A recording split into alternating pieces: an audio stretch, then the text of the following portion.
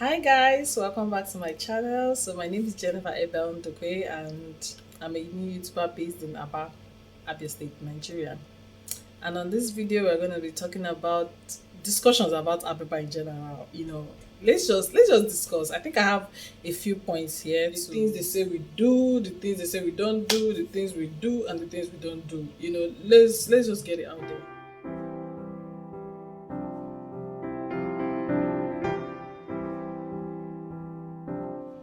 So first thing, the obvious ones. They say we are ritualists. We dey shop people. We eat people and we chop them. That is what they say. And this is 100% lie. Like, when I mean 100% lie, this is 100%, oh my, 2 million percent lie. That's just how big of a lie it is. It's a very big lie. We don't eat people, we don't kill people and cook them and chop them. We don't do those things. Like, we don't. Nowhere. We don't do it from any angle. So let's just put it out there. We don't kill people, okay? And we don't cook them. And then we don't chop them. Thank you. So let's get on to the next one. And the next one is Abiba brothers take the property away from their wives when the husband dies. Okay, so this situation has happened to me, and I can't even go into the detail of how everything went. But I've argued this thing myself from Abiba. I've argued it, and from what one or two people have explained to me, because I don't really know the whole culture in depth, but I spoke to an elderly man, and then I also spoke to a young guy, a friend of mine that really knows this whole cliche Abiba thing. And from what he has said to me, there is no justification in this one about taking away property from wife. Right now is really not a thing anymore, because women, we've evolved, and we're not about to sit down and have you take away property from us, our husband's property from us anymore. It happened to my mom, and I know my mom fought tooth and nail. That's how they say it, right? God rest her soul. I know she fought so well to hold on to my dad's property. Like, so I can tell you how it actually feels to be in that situation. Because we Abiba people, we're generally unknown for going to school back in the days. We are into business, like we hit it head, like business is all about business. There's this thing we call 1,000, like it's like going to serve, someone, and then the person sets you up after. You get it? My dad did it, that was how my dad made his money. My dad did it and all that. So we Arab people, we are known for that. Not now that we now go to school, and mostly everybody goes to school now, but back in the day, by what would they know us with is container don't land, container second container say, all those good things. Yeah. So back then they would sacrifice and not go to school, and then send his younger brother to school. Now, this taking away property I'm talking about is not even, in most cases, is the elder brothers that are taking away the younger brothers property from the family. So like, oh, maybe they did not go to school, they had to sacrifice and send the younger ones to school, and so for that reason, when if the man, that in my head I'm like, so you are praying that your younger brother should die before your what? So for that reason, when the person dies, they come and they take the property away from you. Now, no doubt that we've seen situations whereby they took property away from these women, threw them out on the street, and they started suffering. Yeah, that was then. But right now, that shit don't happen anymore. Like, you can't. Let me just say the whole correction started with my mom, because I can tell you that my mom took my dad's brothers up and down. Not like my dad's brothers, like the people that were doing it. She showed them, that's why they called her the lion. She showed them that, like, she made this money with her husband. Not like, it wasn't like they put resources together and they made this money. I can't go into the details of that story, but she made this money with her husband. So you can't just come from nowhere and just come and take property. This one is not even the fact that you sent him to school. My dad went in and made this money, like, and then first one went, and then my mom came. He married my mom, and then they put on together. My mom brought money, and they started this business from the scratch again and grew it. And then my dad dies at a young age of 54, right? Yeah, my dad dies, and then you come to take away the property from her. Now, my mom wasn't going to take it. Not like she wasn't going to. She was not taking it at all. So, like, they went to court. To tell you how bad this was, they stopped my dad's burial twice. Twice. They fixed the burial, they fixed everything, everything was ready and set to go. And then, for each time he was ready, boom, somehow, I'm a cut, everything stopped. Until my mom said, okay, sure, people want us to drag this property. Fine, let's keep burial aside. So my dad was in the mortuary for 3 good years. Not because there was no money to bury him, but because he's breathing away. And my mom said, no, you can't do that. I have kids to train, so you can't leave me like that. So they went to court and they digged it out, and finally my mom won. Even the day my dad was buried, can you imagine that court gave orders and they gave us army people? Like, if they born you well, if them born you well, come to that burial and do anyhow. Do anyhow and see.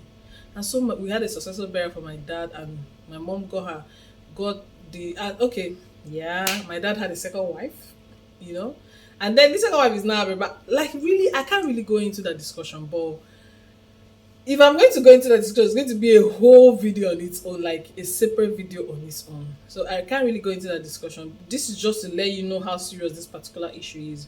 But what I'm trying to say is that right now is not as serious. I'm not saying that some people are still not dragging property. Some people are still dragging, some are not dragging. Excuse me. Some people are still dragging, some are not dragging. You know, my own is go and make money and keep for your family. Don't be waiting for your brother to die so that you take his money and give to another person. Yeah, that's that about that. So let's go on to the next one. And next one is, they say we are proud. And yes, we are proud.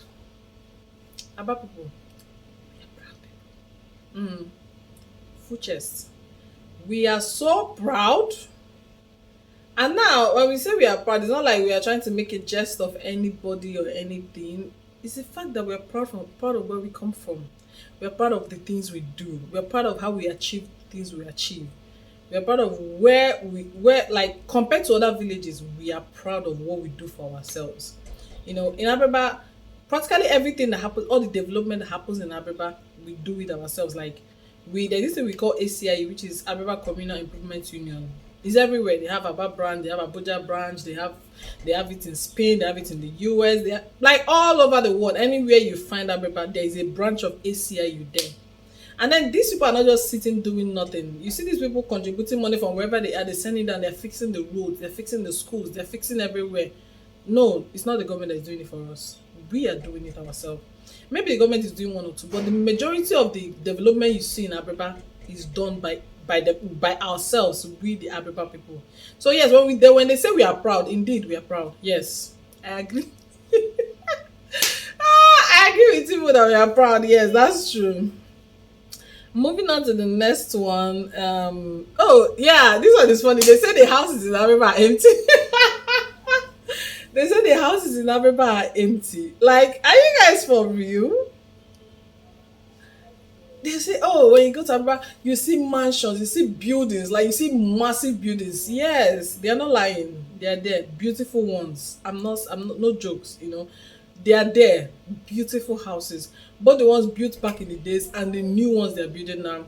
I think when I go down to the villages Christmas, I think I'll make a video, like, take you guys round Abiriba to show you what they're talking about, just in case you don't know, just to show you guys what they're talking about. Abiriba is a beautiful village, you know. That's why they call it the most beautiful village in Nigeria. They are not lying. It's the facts, you know. It's the facts. So it's a beautiful village, and this thing we did by ourselves. So back to saying that the houses are empty. Please, brethren, brothers and sisters, everybody, the houses are not empty. Please, if you want to know if these houses are empty, travel down to Abiriba just any Christmas. Then you know that there are people in all those houses you are seeing. They are not empty. Big up, okay?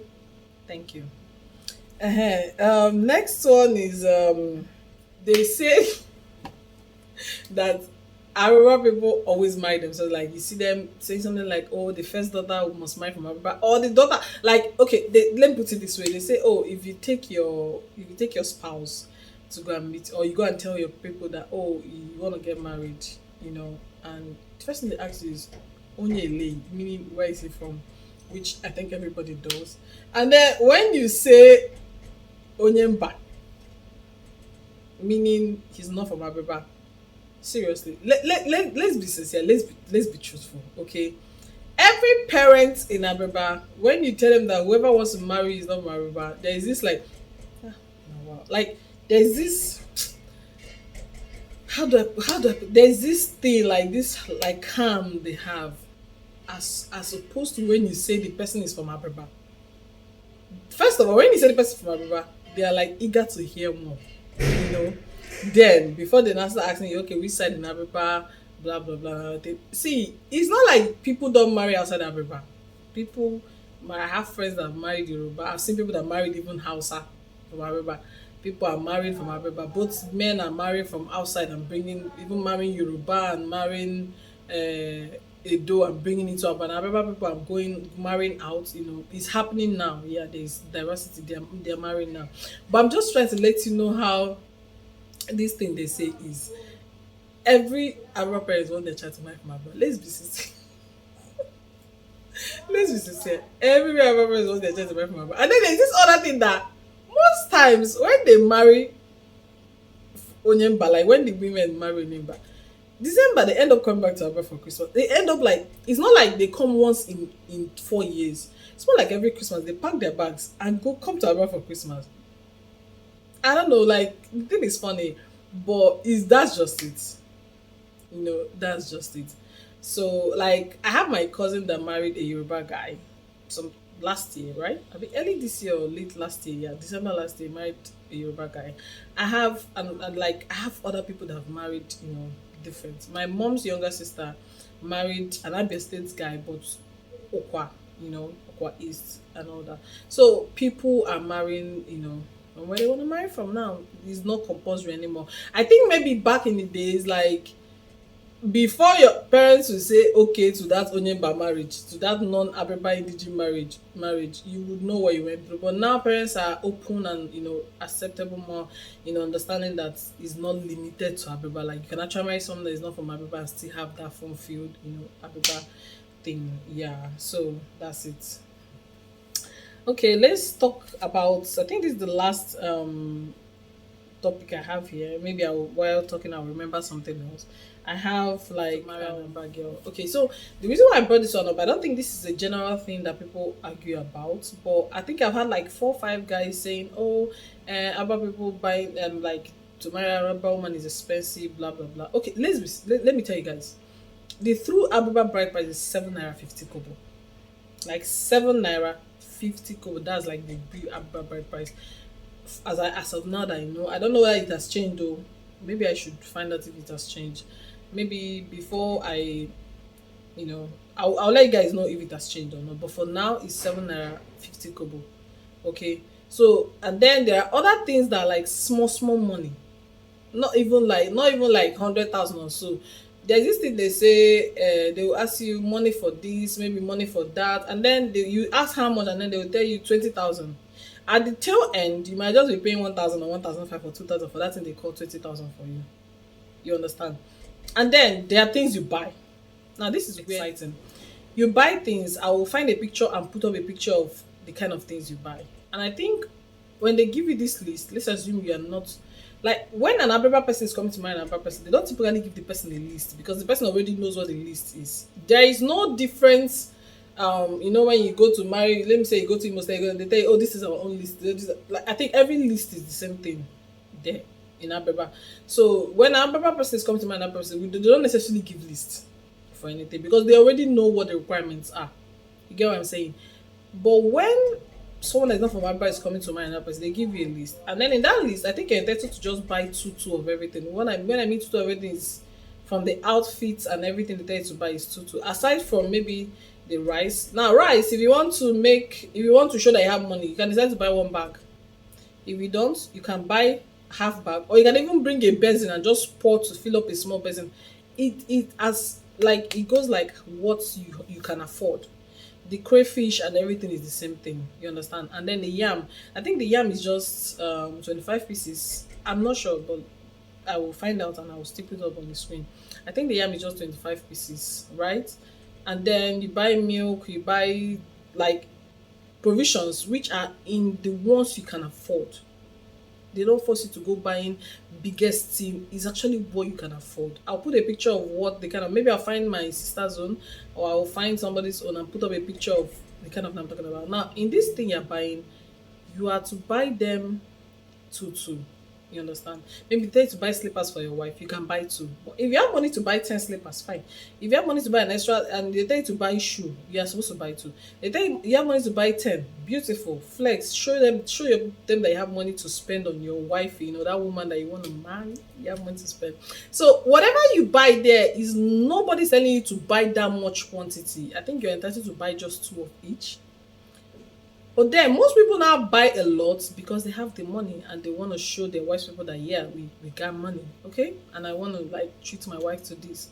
Now this is also where it gets exciting more. Everything you are buying still comes back to your house because it's for your wife. The clothes they made for your wife, the shoes, the size, everything for your wife.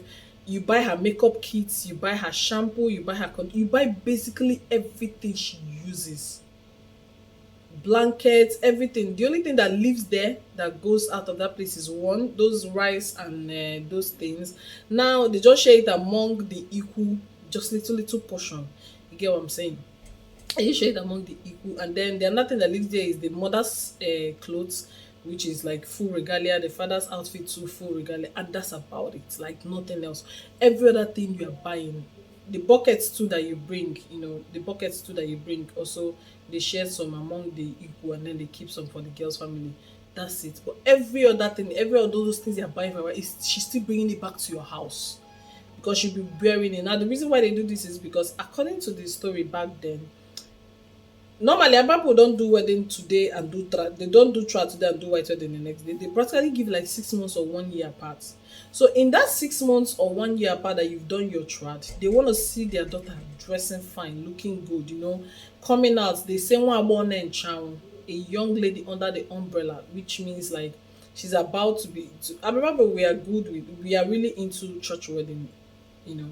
You don't just see another person that did trad and goes to her husband's house. That's why you see them, they do trad today and do white wedding the next day. So they're going. So they call it born in town, which is a young, ripe woman about to get married that is under the umbrella, like she's been covered, like a young man has covered her, so she's taken. So they want to see the girl going out and looking fine and all those good stuff. Why am I saying they wanna? Anyway, they want to see the girl going out and looking fine and all those good stuff. So that's the reason. That's why you see the whole thing and the whole money spending thing. So yeah, guys, that's basically it. I don't know. I don't remember another thing, but maybe if I remember another thing, this might have a part two of discussions about Abiriba people or not. So thank you guys for watching, and I do hope you enjoyed it. Please don't forget to comment, like, and subscribe. Give me a thumbs up, and see you in my next vlog. Bye.